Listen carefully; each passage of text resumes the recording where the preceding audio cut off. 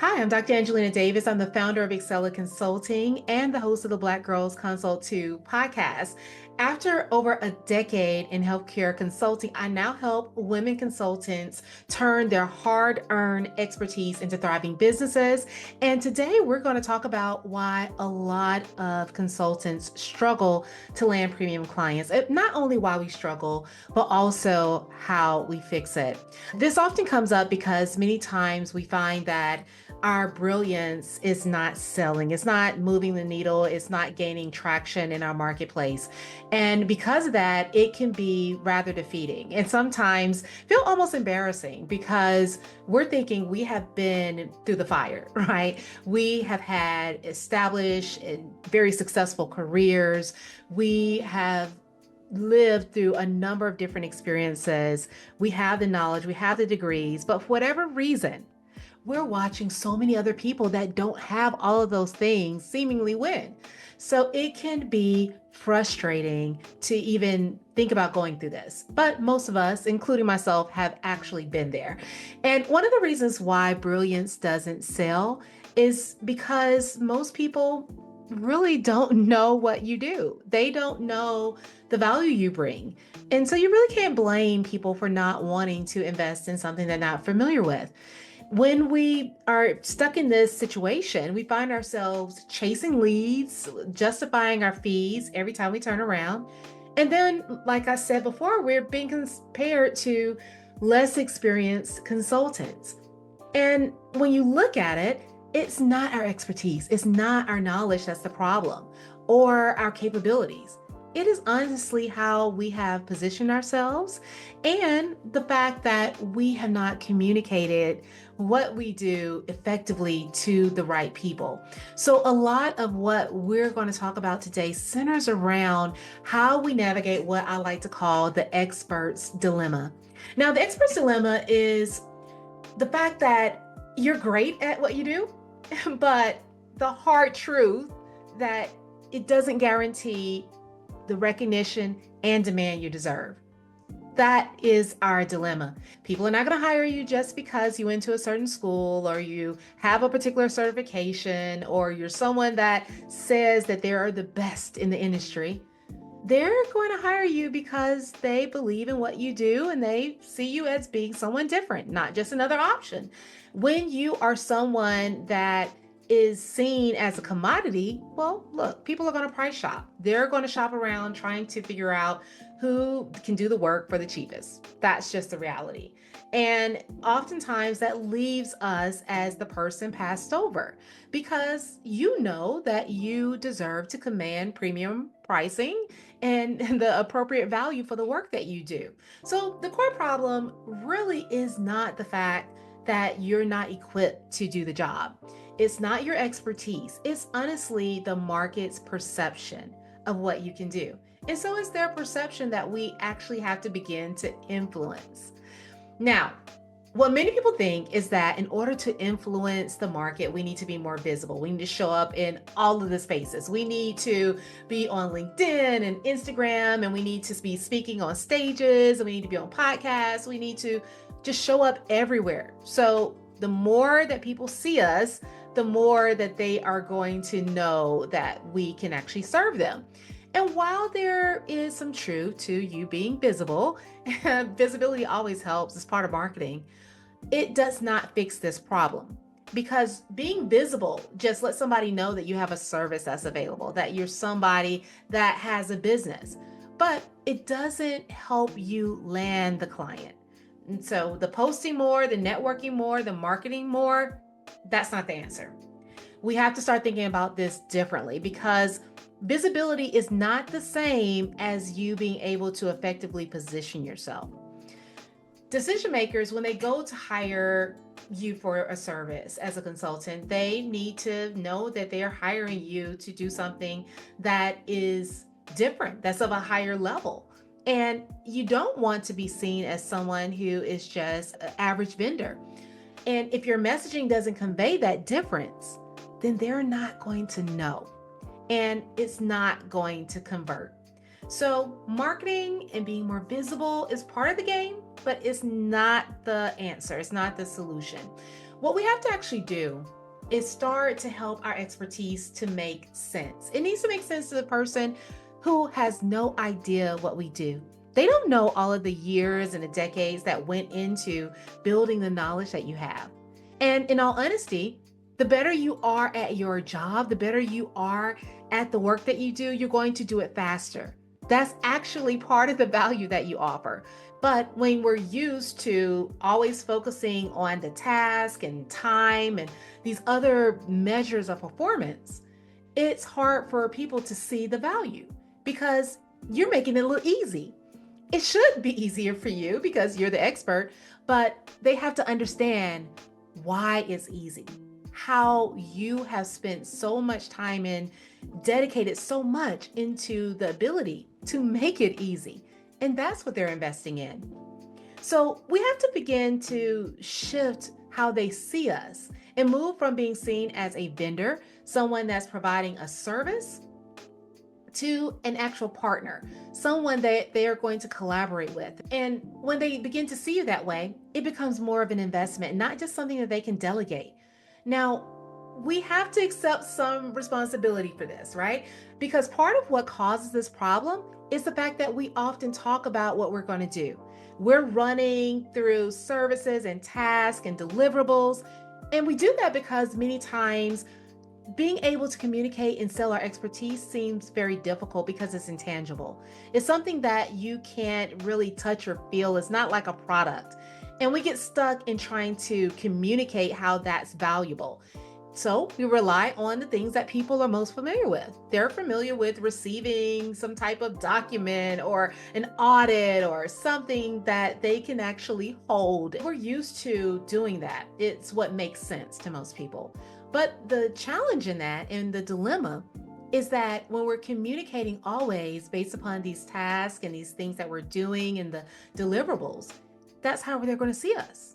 They're not thinking about the value we provide based upon our thinking, the way that we're thinking through the process, how we're coming up with the strategy.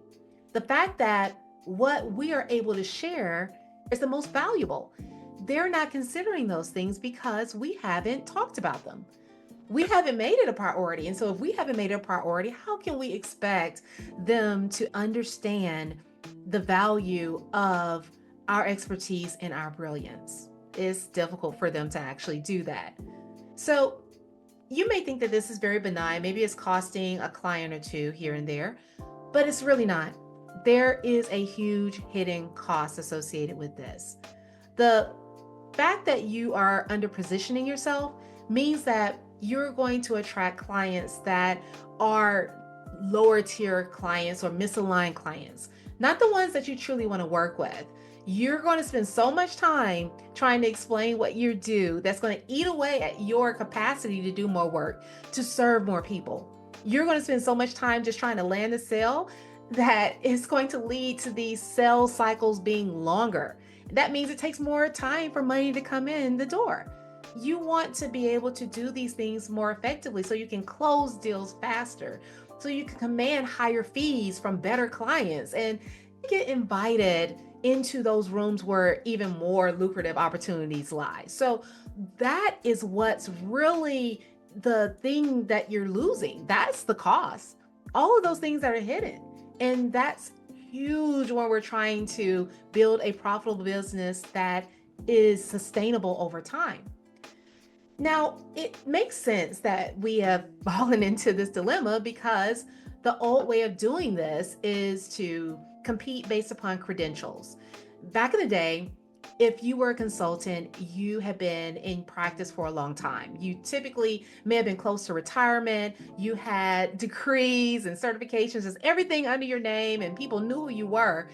And so it was rather easy to build credibility that way because you relied on what you had accomplished over time. And because that people had not accomplished all of that, and they weren't able to effectively show and build those relationships, then hey, it wasn't as competitive.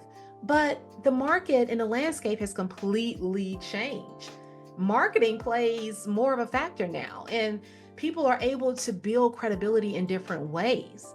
So now you can't rely on just your degrees and credentials to get you the business. Also, we're now used to thinking about things based upon value, and especially in terms of large investments. Corporations and companies and businesses, they can easily figure out whether or not they are getting a return on their investment.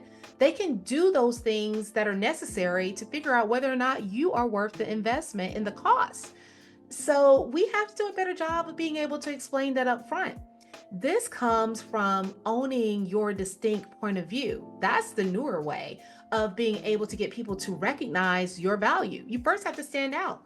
You have to show that you are different, and you can do that by showing how you think differently, how your strategy is different, how you have a different philosophy about how to approach things in your industry. Those are the things that people are going to value.